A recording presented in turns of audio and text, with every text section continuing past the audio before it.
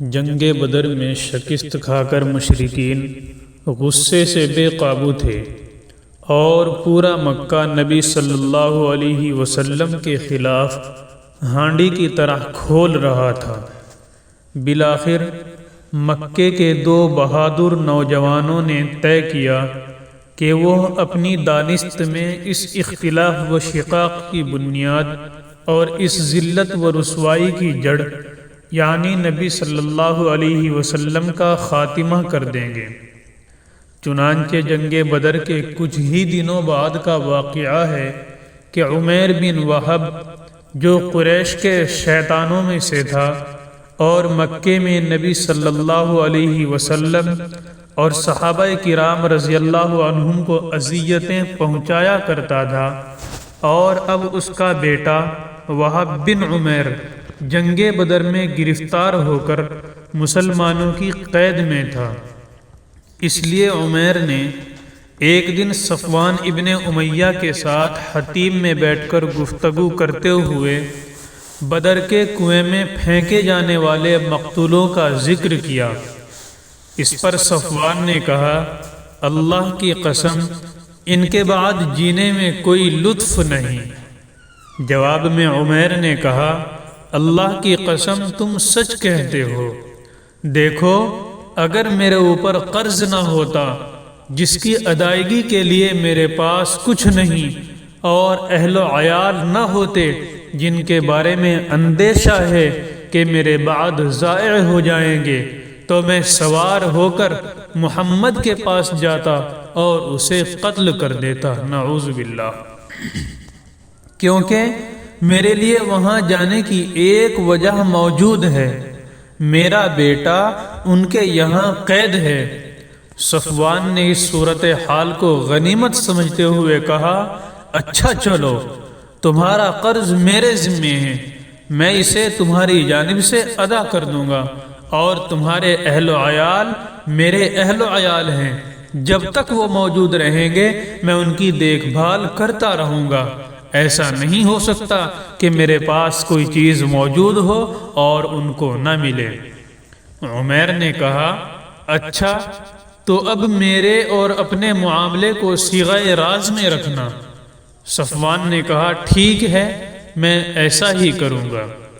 اس کے بعد عمیر نے اپنی تلوار پرسان رکھائی اور زہر آلود کرائی، پھر روانہ ہوا اور مدینے پہنچا، لیکن ابھی وہ مسجد کے دروازے پر اپنی اونٹنی بٹھا ہی رہا تھا کہ حضرت عمر بن خطاب کی نگاہ اس پر پڑ گئی۔ وہ مسلمانوں کی ایک جماعت کے درمیان جنگ بدر میں اللہ کے عطا عطا کردہ اعزاز و اکرام کے متعلق باتیں کر رہے تھے۔ انہوں نے دیکھتے ہی کہا، یہ کتا اللہ کا دشمن عمیر کسی برے ہی ارادے سے آیا ہے۔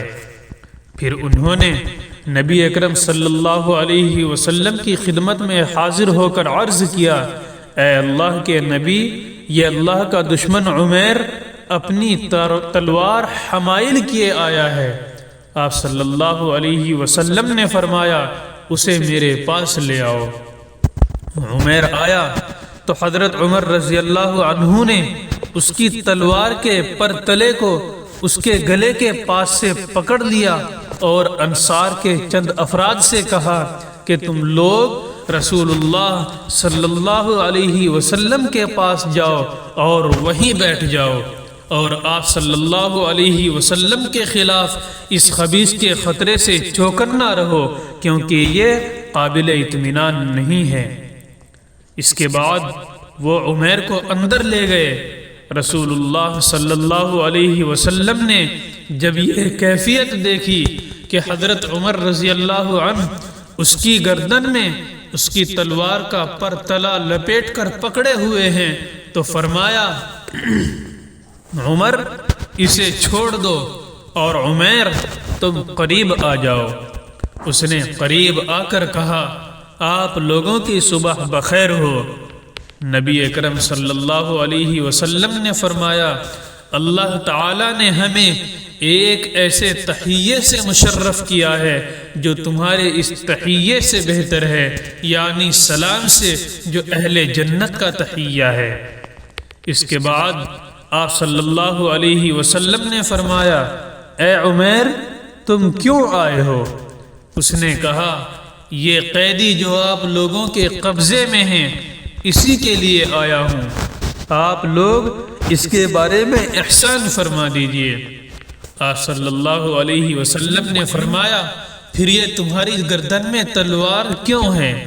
اس نے کہا، اللہ ان تلواروں کا برا کرے کہ یہ ہمارے کچھ کام نہ آ سکی۔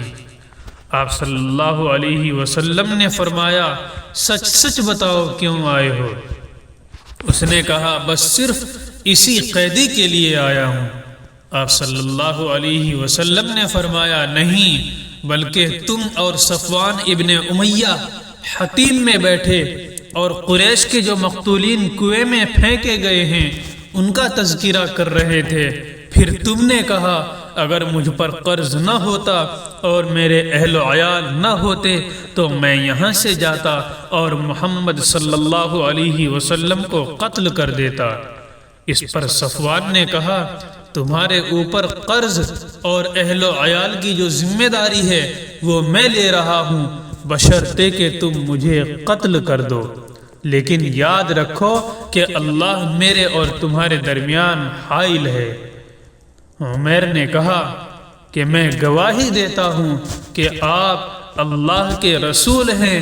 اے اللہ کے رسول، آپ ہمارے پاس آسمان کی جو خبریں لاتے تھے اور آپ پر جو وحی نازل ہوتی تھی اسے ہم جھٹلا دیا کرتے تھے، لیکن یہ تو ایسا معاملہ ہے جس میں میرے اور صفوان کے سوا کوئی موجود ہی نہ تھا، اس لیے واللہ مجھے یقین ہے کہ یہ بات اللہ کے سوا اور کسی نے آپ تک نہیں پہنچائی، پس اللہ کی حمد ہے جس نے مجھے اسلام کی ہدایت دی اور اس مقام تک ہانک کر پہنچایا۔